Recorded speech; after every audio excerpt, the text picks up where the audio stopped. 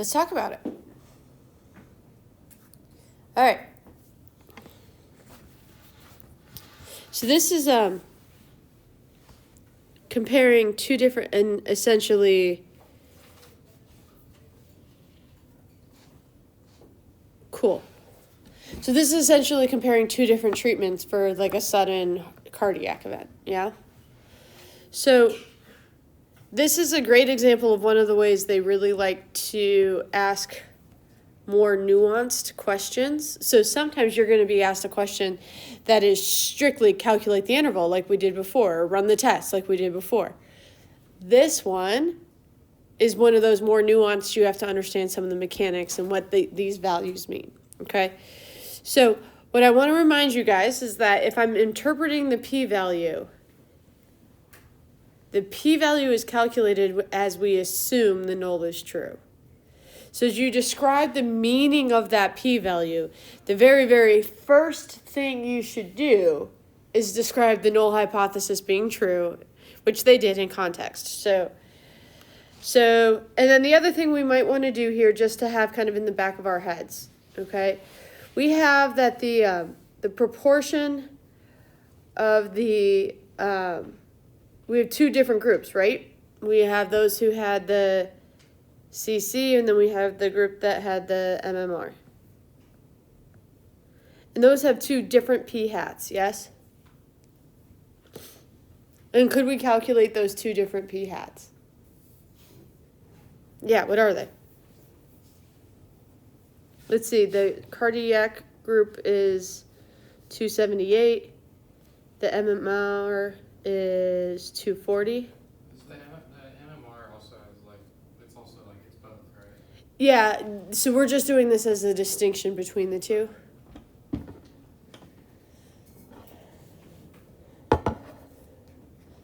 And then, let's see.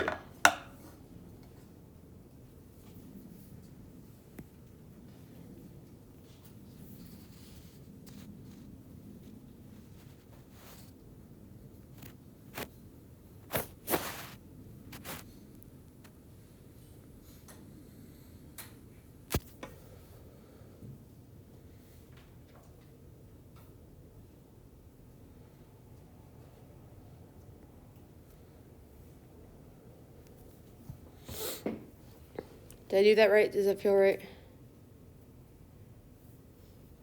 Yeah.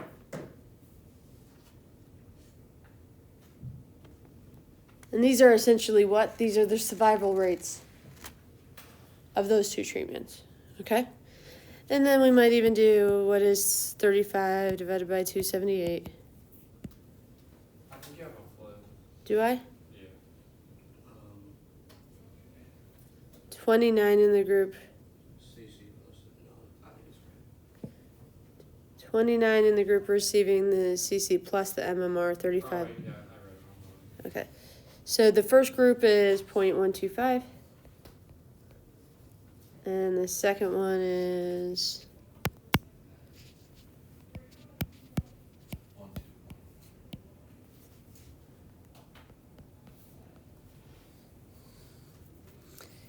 And so as we kind of think this through, our tests are the difference between these two, yeah? So if I subtract these two, we can see that the difference between the two groups is 0.004. Does that seem like a big difference between the two groups? And if I asked you guys from the get-go, do these look very different from each other? Is that a big difference? Hint, you're not allowed to make that conclusion. Remember, if I say, is it a big difference? The answer to that is maybe. We have to do some calculation to decide. But I got great news, guys. We don't have to do the calculation because they gave us the p-value. Okay? So what does this p-value really mean? So now we would say something along the lines of, if both treatments have the same survival rate,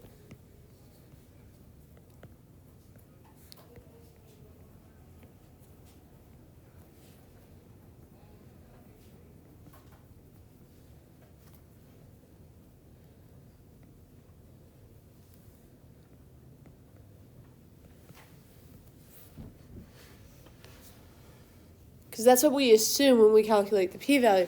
And then our actual value that occurred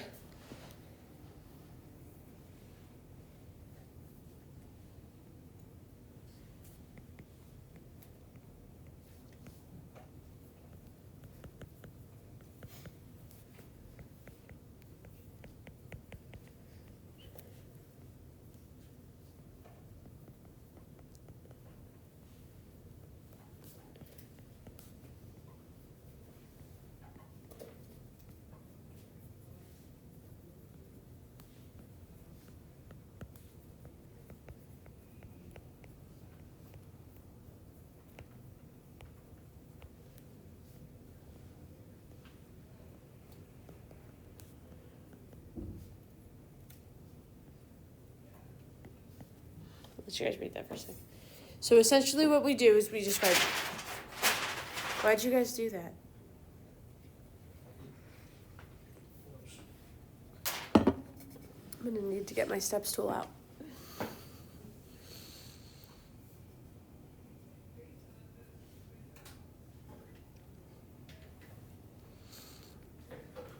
So, is my sample likely? Or more importantly, is my sample unlikely in this setting? 7% is kind of like, I don't know. How unlikely does it need to be? Let's look at part B. Part B says, based on this p-value in study design, what conclusion can be drawn? Use alpha equals 0.05. Is my p-value,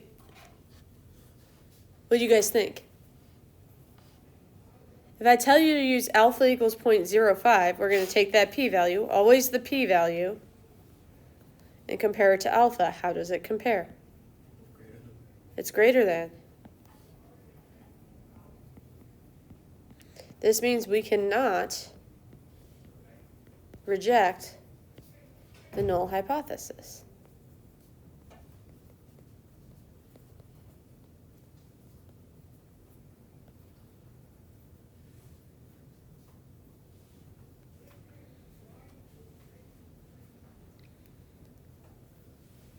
So what conclusion or lack of conclusion are we going to make?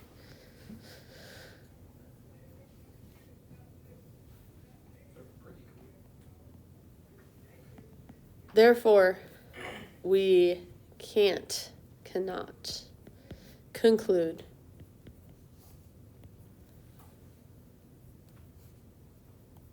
the CC alone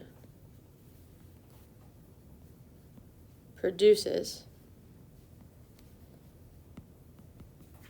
a higher survival rate.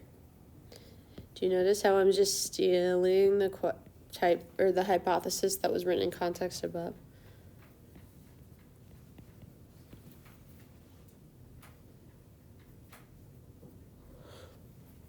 I'm gonna do part C. So, you guys, we failed to reject the null hypothesis.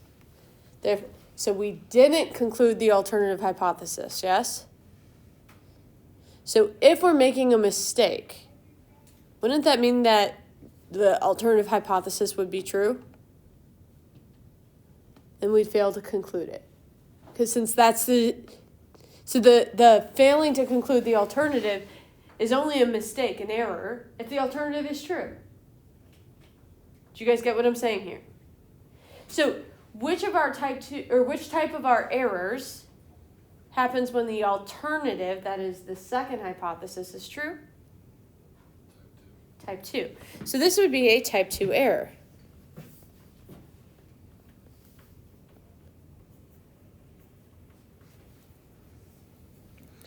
Now, I want to point out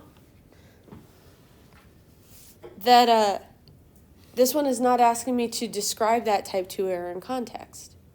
What it's saying is, what is a consequence to making this error? You guys tell me.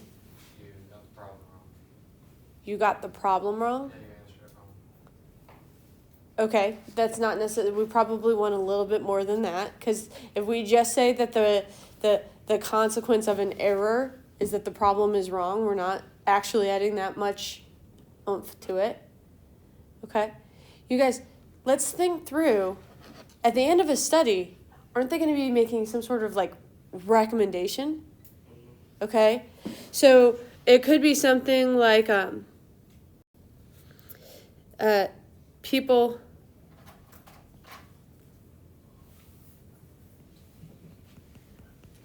would continue to use MMR plus CC when CC alone has a stronger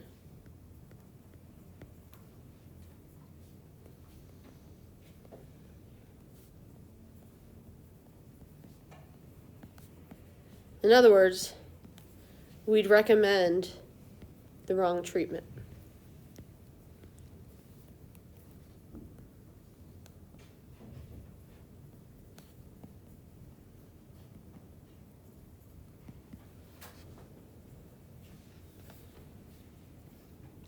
It's slightly more detailed in. We got it wrong. Yeah. How we feeling?